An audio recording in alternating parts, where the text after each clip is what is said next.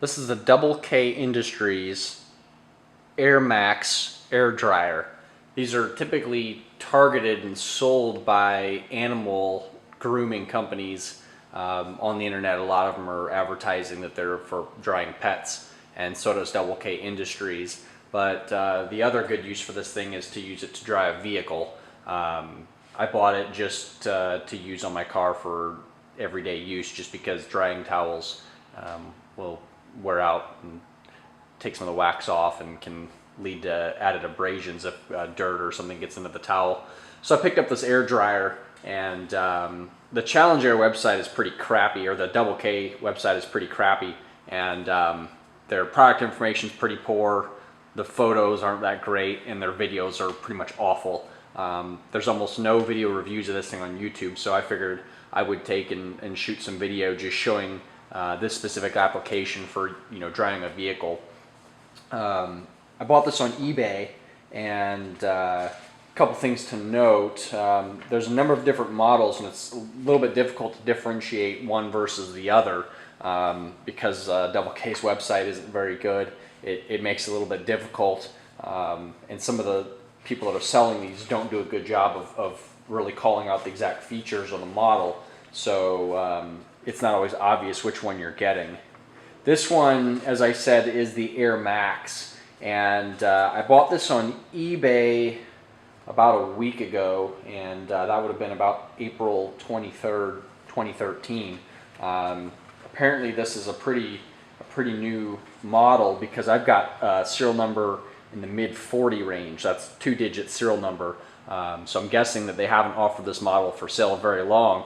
Either that or it's just not very popular. I would hope it's just that it's new. The company I bought it from on eBay had a couple different models for sale, and this seemed to be the best one. It looks like they have one other model which is called the Air Extreme, and that might be a little bit better. It is more expensive. This model has a 6-foot hose, and the Extreme has a 10-foot hose. So that's one thing to note. Overall, the motors seem to be pretty similar between the two. I think the Extreme model may have a few more nozzles. The other thing to note is that they have two different options. The dual toggle switches for on and off, which is the top toggle right here, and then the lower toggle is for the airspeed. It has a natural heat output. It doesn't have a heat control. On the standard low mode, it's regular heat. On the high mode, it's higher heat, and it's just putting out the heat generated by the two motors. I think these might be something like 27,000 RPM motors. So they are supposed to spin, the fans are supposed to spin pretty fast, and it does put out a lot of air. Other things to note: the company I bought it from on eBay, I don't remember their name, but they were somewhere around Tennessee, and they actually drop shipped this thing straight from the factory, or the Double K Industries company, because the packing slip was from Double K Industries. So it did come directly from the manufacturer, and it's most likely that a lot of the companies on eBay are drop shipping as well. So regardless of who you buy it from, there's a good chance it's going to come straight from the factory. That's probably a better thing, since it has a 2-year warranty.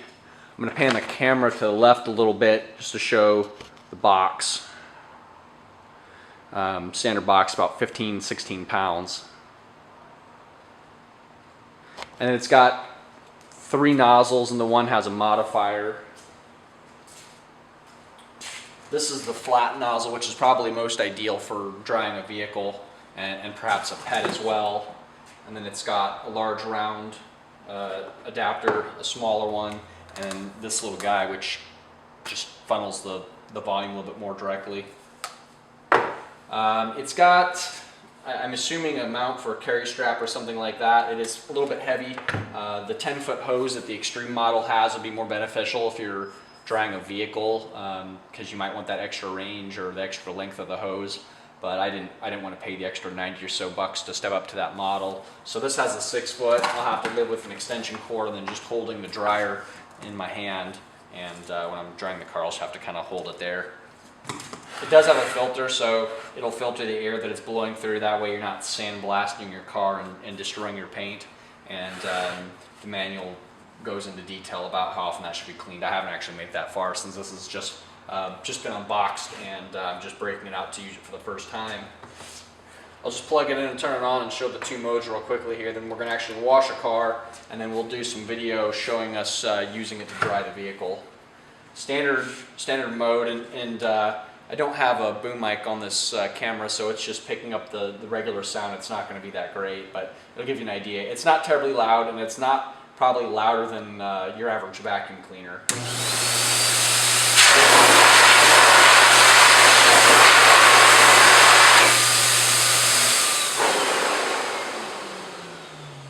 That's the standard mode. I'm going to turn it back on, then I'll switch it over to the higher velocity mode.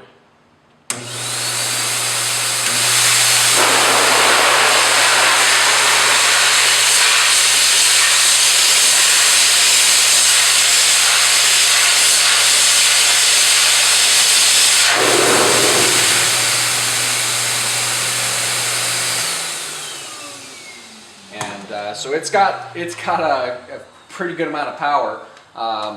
We'll be able to show it off a little bit better once we start washing and drying the vehicle. But you know, really most people don't talk about using these things for drying a vehicle, but it seems like for anybody who's an enthusiast, that's a perfect application. You know, you don't want to sit there and deal with water spots, and you know, you have to wash your drying towels every time you wash the vehicle, and that becomes a hassle. So this kind of eliminates a couple inconveniences, and it'll make drying a lot easier because it'll blow out the water from all the crevices around the tail lights, as well as around decals, doors, things like that. So you'll actually do a better job with the drying anyway. So we're going to go ahead and get this car washed up. We'll pull it into the garage and start drying, and then we'll shoot some video footage while we're drying just to show how it works.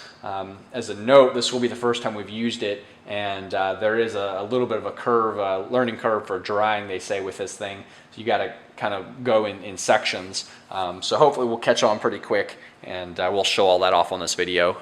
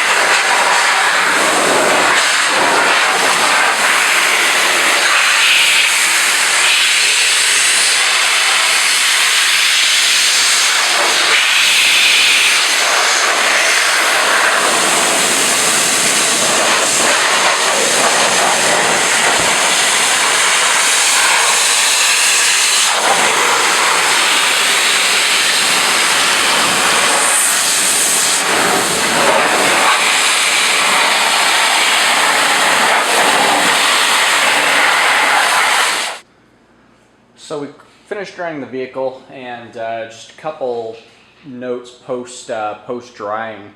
One thing we observed is that in the garage there is some dust and dirt on the floor, and the velocity of the motor and the airflow just out of the hose churned up a little bit of that dust.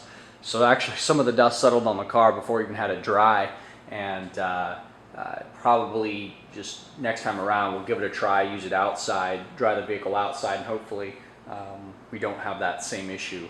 If you have a really clean garage, you probably won't have that kind of a problem, but if you're out in the middle of nowhere, you get a lot of dust from the gravel and dirt roads. So where we are, unfortunately, we have some rock roads, and there's always dust in the garage that gets tracked in from the tires.